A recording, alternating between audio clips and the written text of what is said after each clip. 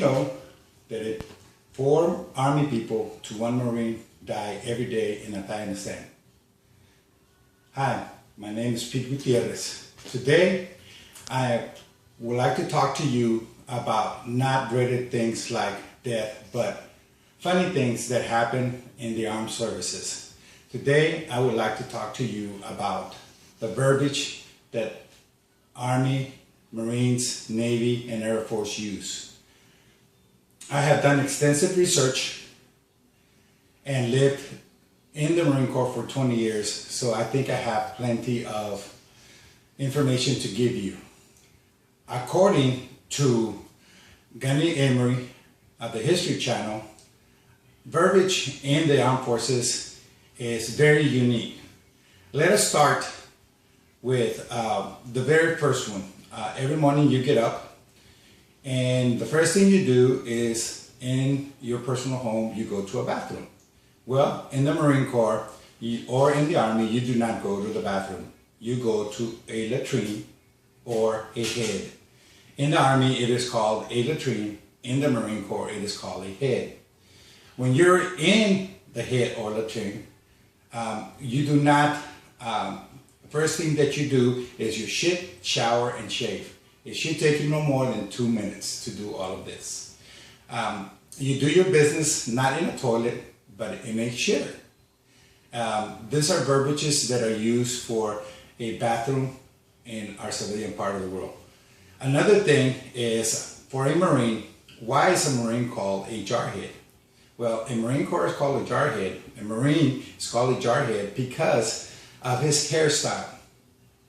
A Marine has about 1/4 of an inch right at the top of his head, and that's all he has, and that's why they are called jarheads. While in the Navy, a squid is a person who, it's the verbiage that is used for a Navy person because it is considered the lowest form in the water. In the Army, you are called a doggy. In the Air Force, you are called a flyboy. Now that we have talked about some of these verbiages, let's transition to another part of the Marine Corps. Marines live in throughout the world. They live in luxury, like embassies. Anywhere there's an embassy in the world, there's a Marine guarding it. We live in Washington, D.C. in 8th and I.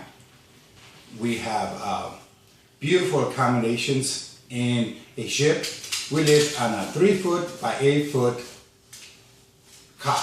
That is the only place that you have. Now, at the same time, if you're so lucky to be in the infantry, you get to live in a foxhole. A foxhole is 6 feet by 6 feet down. You have all the accommodations. You have free fresh air, free sunshine, anything that you want. In transition, let us now talk about the Marine Corps clothing and PT. The Marines are known for their dress blues. It is considered the most beautiful uniform of all branches. It's not for me to say, but for women have always said that the United States Marine Corps dress blue uniform is the prettiest of them all. According to the Marine Corps manual, you must always wear your uniform in a very high state of cleanliness and perfect opportunity. Okay? In transition now, let us talk about the Marine Corps PFT. The Marine Corps has the highest physical fitness test of all the armed services.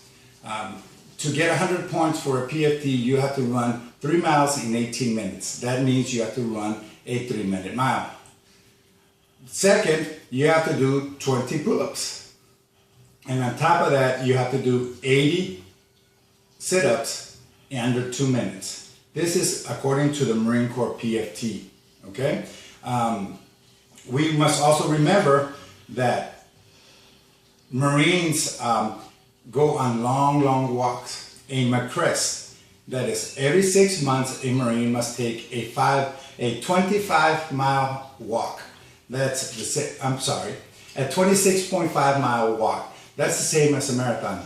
The difference is that the Marines have to have it with their they have to have it with their 65-pound pack, their TO weapon, and must complete it at a very 8 to 9 minute pace mile. Now, in conclusion, let us recap what we have talked. We have talked about Marine Corps verbiage.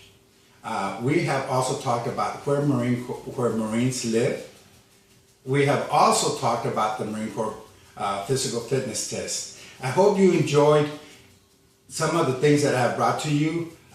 They are of a different type of lifestyle. I really hope that you enjoyed my speech. Semper Fidelis.